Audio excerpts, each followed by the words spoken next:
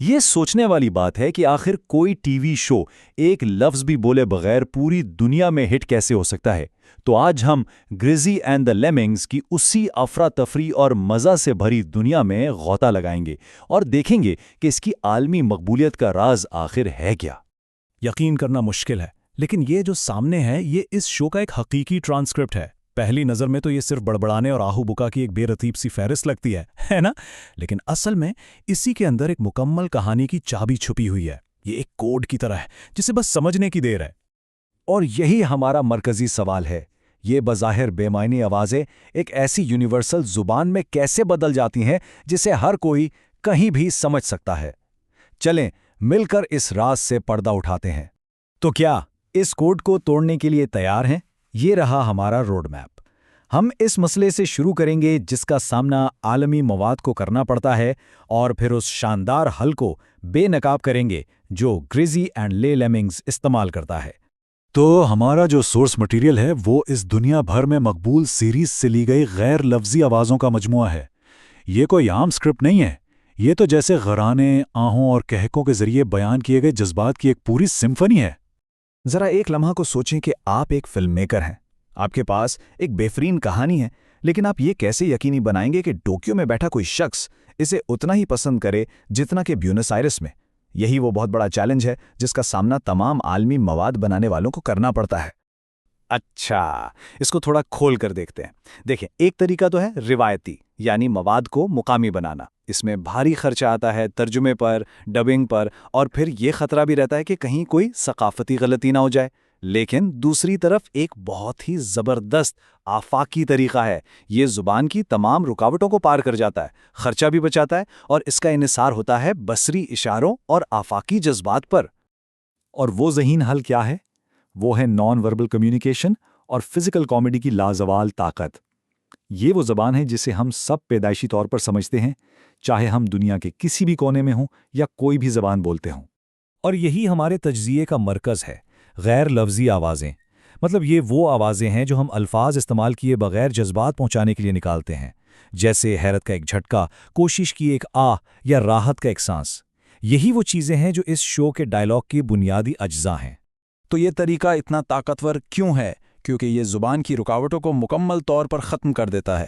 جذبات فوری طور پر سمجھ میں آ جاتے ہیں، ساری توجہ ایکشن اور ری ایکشن پر مرکوز ہو جاتی ہے، جس سے ایک تیز رفتار، توانائی سے بھرپور تجربہ بنتا ہے جو بچوں اور بڑوں سب کو پسند آتا ہے۔ ٹھیک ہے، تھیوری اپنی جگہ، لیکن اب ثبوت کی طرف واپس چلتے ہیں۔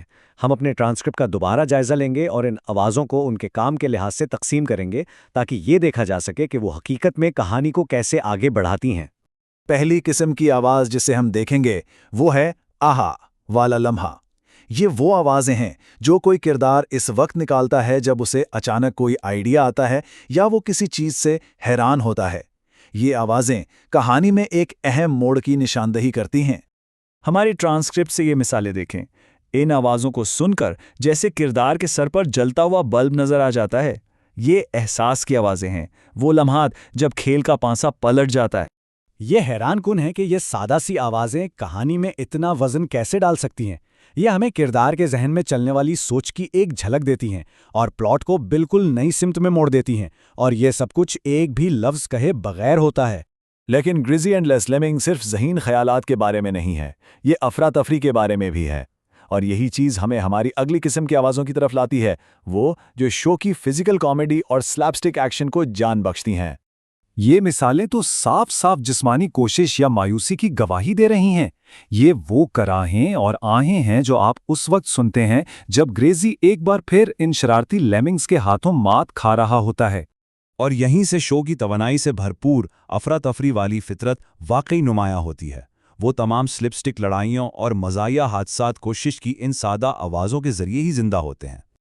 تو اس سب کا مطلب کیا ہے؟ آئیے اب تمام ٹکڑوں کو ایک ساتھ جوڑ کر سمجھتے ہیں کہ یہ بظاہر افراتفری سے بھرا بغیر الفاظ کا طریقہ دراصل عالمی کامیابی کے لیے ایک شاندار حکمت عملی کیوں ہے۔ اور یہی سب سے اہم نقطہ ہے، شو کی افراتفری کوئی حادثہ نہیں ہے، یہ ایک بہت احتیاط سے تیار کیا گیا مواصلاتی نظام ہے۔ یہ شور نہیں بلکہ ایک شاندار ڈیزائن ہے۔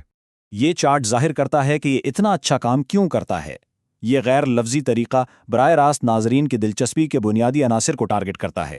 جذبات اور ایکشن اس کا بڑا حصہ ہیں، اور اس کے بعد شو کی تیز رفتار اور سادہ رسائی آتی ہے۔ آخر میں ایک سوال ذہن میں آتا ہے، اگر ہم الفاظ کے بغیر ہنسی پیدا کر سکتے ہیں تو ہم اور کون سی پیچیدہ کہانیاں سنا سکتے ہیں؟